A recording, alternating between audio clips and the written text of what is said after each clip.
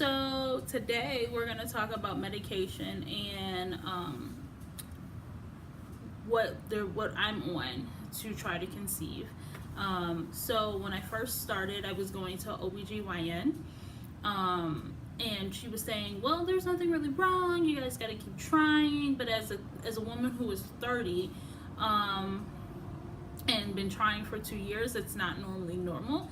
So at the same time, I was making a employment change, so of course insurance changed. She didn't take our insurance, so I ultimately decided to switch OBGYNs. In the meantime, I also went to go see my primary care physician, and she ran the typical tests that you run yearly to make sure everything is going okay with your body. It came to find that she might think that my thyroid is not producing what it's supposed to produce, so she put me on levothyroxine. So the levothyroxine we tried, and if we found that it was pretty much doing what it's supposed to do, I was able to lose a little weight while I was on it, which is always a good thing, and really trying to see exactly what was going on with my thyroid. So in the process, I found a new OBGYN. My OBGYN now, I love her. She works for Rush Coplay. Her name is Embry, Dr. Embry. And she was like, okay, let's see if we can run some tests to see exactly what's going on. Her tests, as you read, if you went to go watch my other video, we found that my blood sugar was like 3 or 4 points higher than what she would like it to be. So she decided to put me on metformin. Metformin not only regulates blood pressure, blood sugar, but it also helps you ovulate. So we were really trying to shoot 2 birds with 1 stone, and see if it's really working. At this point, I can tell you that the metformin is working. Before, my neck was completely dark and it's starting to come back into its shade. I have makeup on, but you can see that it is starting to become lighter. In some areas it's still dark, but it's getting a whole lot better. So I can definitely tell that the metformin is definitely working. We tried this for a while to see if it would actually help me ovulate as well. The first time we did it, I still didn't ovulate. So she decided to put me on Clomid. Now this is the bottle, but I took the sticker off and destroyed it properly. But the Clomid is supposed to make you ovulate. The issue with Clomid, there's a lot of pros and a lot of cons. And I really researched it before I decided I was going to take it. So I found that the Clomid, in my research, I found that it can produce multiples because it's stimulating. The purpose of the Clomid is to stimulate the ovaries to release more eggs. So one of the negatives is having multiples. When you're a first-time mom and trying to have kids, having multiples might not be the best thing, but ultimately it makes sure that you ovulate what's supposed to. And we found that after I took the Clomid, that I still didn't ovulate. We took progesterone, as you can hear me talk about in my last video. The progesterone, it is still very low, which means I did not ovulate, and I started taking the Clomid on time. I took it on day 5. I started on day 5, and I took them the way I was supposed to, every day, same time, for 5 days, and it just didn't work. So we are going to start another round, but in the meantime, my doctor has me on prenatals. There we go.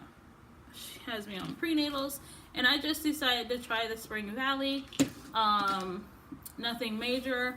I have been researching to see which ones are better, but at this time I am currently just going to take the Spring Valley until we see that there's a problem with them.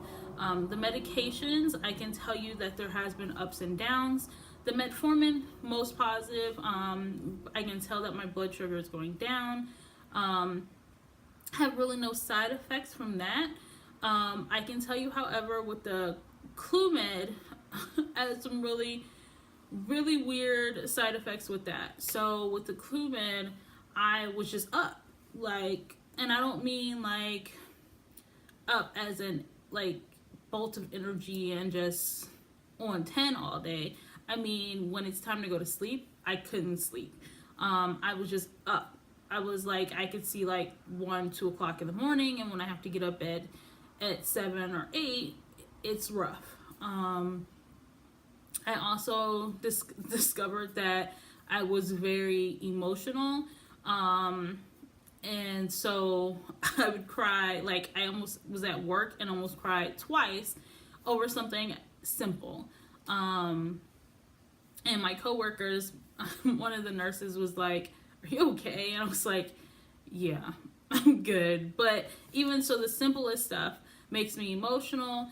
My husband even noticed that I was more emotional than normal. I also found that I was hot, like hot. Like, I was like, am I having a serious hot flash? This stuff is making me like sweat. And so I'm gonna try the Clomid. I'm gonna keep trying it because I do want to find something that works. I might switch to another one.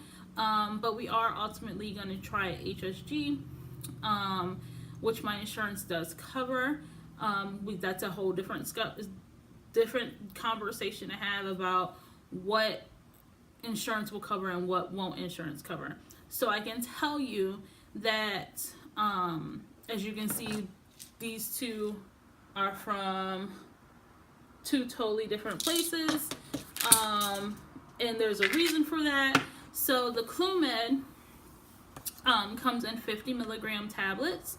With insurance, this medication per tablet or per cycle would cost over $50. At Walmart, however, when you get it filled, especially if you're just taking it for the first time and only on the 50 milligrams a day, I can tell you that this medication at Walmart is fairly cheap.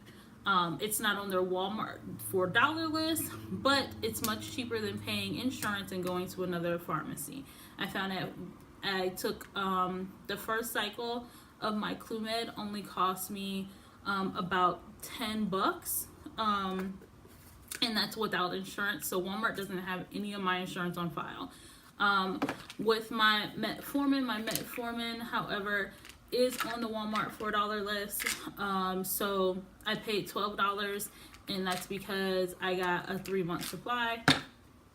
I would definitely check out the price difference in between the medications. I would definitely try to run your not to run your insurance when you go to get these medications.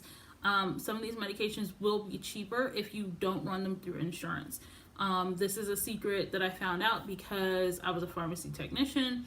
But if you are going to fill them through the pharmacy, which you have to, you want to make sure that you're getting the best deal. You don't want to just take them to your normal pharmacy and be like, "Oh yeah, fill this," because you could be paying more than you need to.